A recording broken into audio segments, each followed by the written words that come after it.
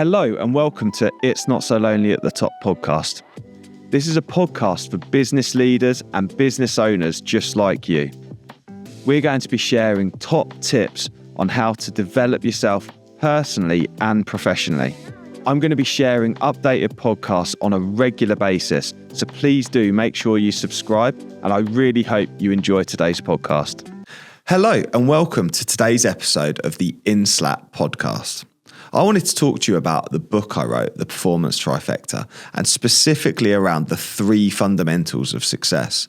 They're the three core pillars of the trifecta and how we enable high performance in our organisations. One of the things I came to realise very early in my journey as an entrepreneur and business owner was that motivation and energy are absolutely vital when it came to my performance. I went and had this thing called a motivational map, which highlighted some really important key factors for me at the time around my need to build the business, to build the finances, to then create security and stability.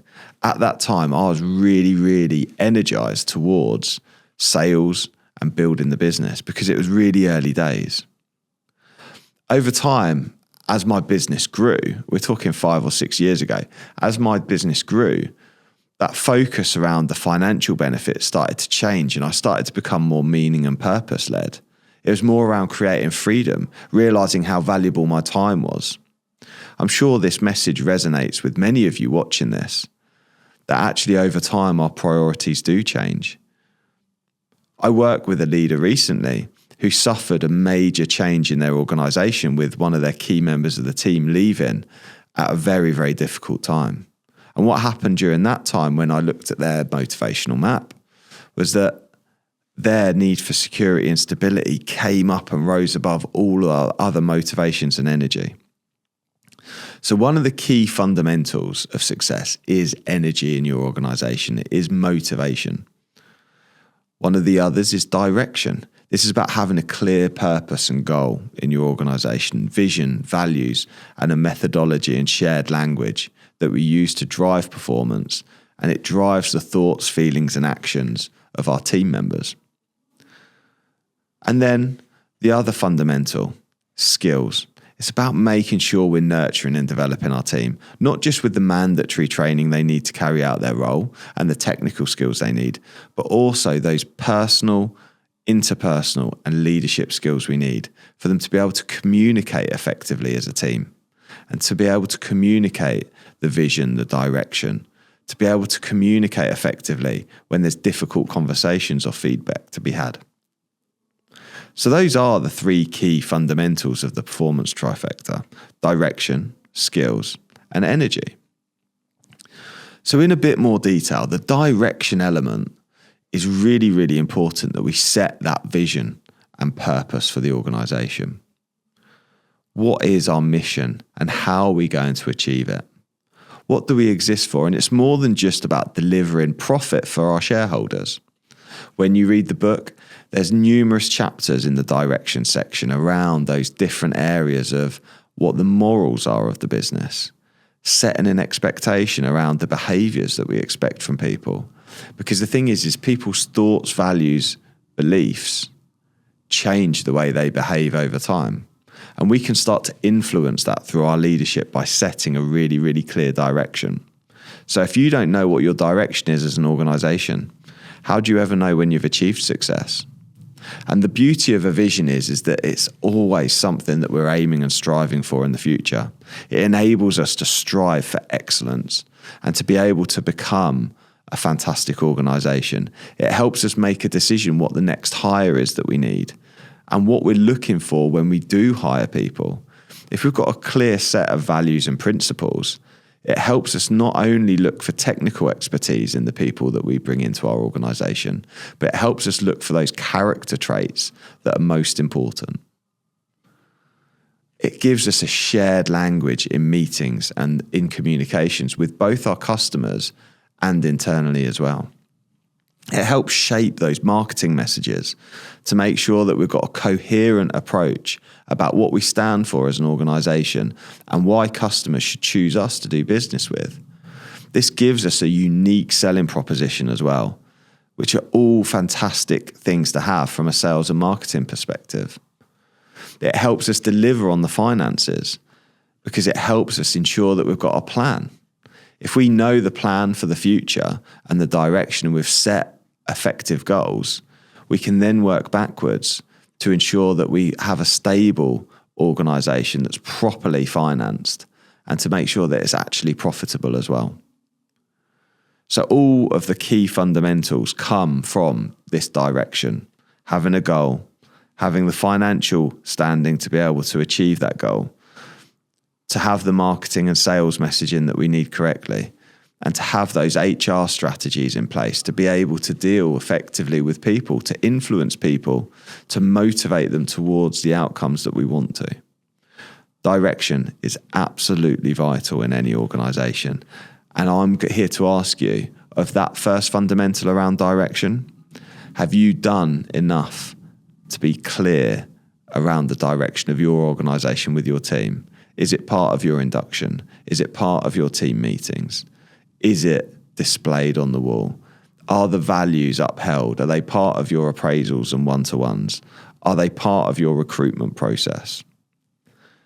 Once you've read the book, you will see there's lots and lots of ways in which we can use direction to properly influence the thoughts, feelings, and actions that are taken within our organisations on a day-to-day basis. The second fundamental is around skills. And like I said before, we need to make sure that we properly invest in people. And that might be through apprenticeships. It might be through bringing people in and training them to do a fantastic job in all departments in our organisation. There is a need for technical skills and expertise. We need to make sure that we don't only keep our own technical expertise up as leaders and as managers, but also that we instill those best practices to enable quality and delivery within our teams. So, technical training is really, really important, and we need to have, if we want to deliver the best, we need to train the best. We need to have people with the effective skills to do their roles. There's also the mandatory training requirements, things like the basics around HR, sexual harassment, equality and diversity. We need people to properly understand all of those key areas, as well as safety, how to work in a safe manner, how to keep a safe environment, how to develop great safe practices in our organisations. Hi, my name's Pete, and I want to thank you for tuning into today's podcast. I'm a coach, speaker, and author. And if you want to take your personal development that bit further, did you know that I offer a mastermind program as well as one-to-one coaching? If you're interested, please do reach out on peterushmer.com. Those things are really, really important, and they help us lead the way from a best practice perspective. But additionally to that, I want us to think about how are we investing in all of our people around their interpersonal skills, their teamwork skills, their ability to lead teams. Whether they're a leader or not, they need to be able to lead and motivate themselves as well. So those interpersonal skills, how we communicate, helps develop and deliver our culture as well. Communication skills, dealing with conflict, having difficult conversations, they're all absolutely vital skills that we need our team to be able to develop, because we need to have a culture of challenge in our organisations. We need to have a culture where we're able to have those conversations that are necessary to deliver the highest performance. High performance is dealt by dealing with the truth, and it's dealt with by being able to give feedback to improve performance. So those skills are really, really important. And we need people to come with us on the journey from a supervisory, management and leadership perspective as well. We need to develop people to mentor and coach others. We need to develop coaching skills, like I said, because that then helps us to get buy-in from our teams. So those that are the best coaches are able to help enable high performance in people. They're able to drive out and drill into the very best that makes the best in our people and the way they deliver. So how are you investing in skills in your people? How are you making sure that your leadership team are nurturing and developing their people? And how are you making sure those supervisors are developing their people? Have you given them the skills they need?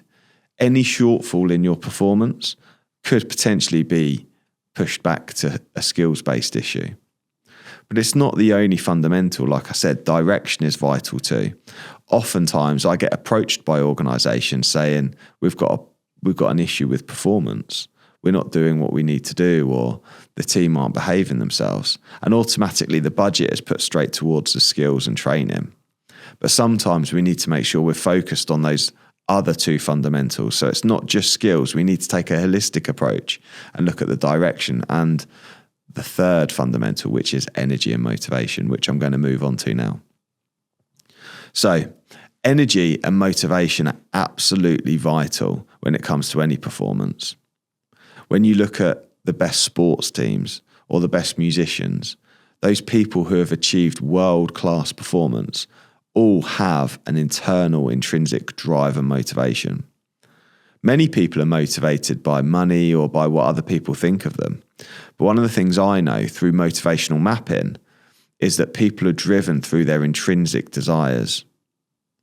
And it's really important that we tailor our work to meet those needs of our teams. In the book, I talk about 9 key motivations. And there are 9 key drivers for people, and we are all 9 of them, but everyone has a different mix of preferences. Some people like security and stability. Some people are motivated by freedom and autonomy. Some by meaning and purpose. Some by freedom and autonomy. Some people are driven by recognition, and some people are driven by their own development and being seen as the absolute go-to expert in their field. There's a whole range of different motivations and motivational levels. And by investing in motivational maps for our leaders and for our people, we can make sure that we really tap into our people to understand the language that we need to communicate with them to ensure that they deliver their very best and that they're appropriately energized towards our direction and they've had those skills invested in them and that they're energized and motivated. Because the issue you've got from a cultural perspective is if people are demotivated, if people are de-energized, they're not going to bring their best work. If people are only working at 50% of their overall capacity due to low motivation, you're only ever going to get a 50% performance from them, even if they're the most skillful person in your organization. So it's an absolute fundamental to make sure that we really lock into that. And the challenge is many leaders and managers don't understand the language of motivation. Whenever I go and speak to people around it and I ask them what motivates you about work, they'll always say money. But in reality, money is only a small part of the overall motivation of an individual. And interestingly, when people decide to leave your organisation, what's the first thing we do? We offer to pay them more money because we anticipate that they're leaving because of pay. And often the reason they'll cite is an easy one because they don't understand any of the other reasons why they go to work. But there are many, many reasons, and often people aren't leaving because of pay.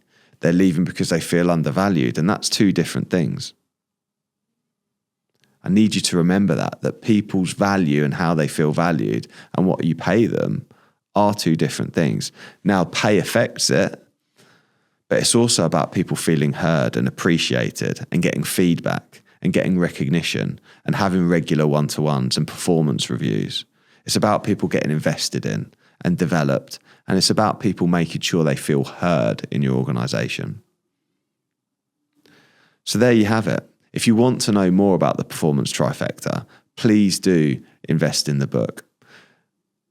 You can get in touch with me and get a copy of the book, and on my website there are activity books for you to download to help you through the reading process and take action in your organisation. And if you want further support, please do reach out to me. I'd love to have a discussion around how we can help improve performance using these 3 key fundamentals of skills, direction, and energy, and how we can work together to enable those in your organisation. It's been wonderful chatting to you. I hope you've enjoyed today's podcast, and I'll see you on the next one. Thank you for joining us on today's It's Not So Lonely at the Top podcast. We really hope you've enjoyed today's podcast. I'm absolutely delighted that you took the time to listen, and I really hope that you'll subscribe to ensure that you receive future episodes too. If you want to find out any more, please do search It's Not So Lonely at the Top podcast, and you'll find it on your favourite podcast app. Thank you.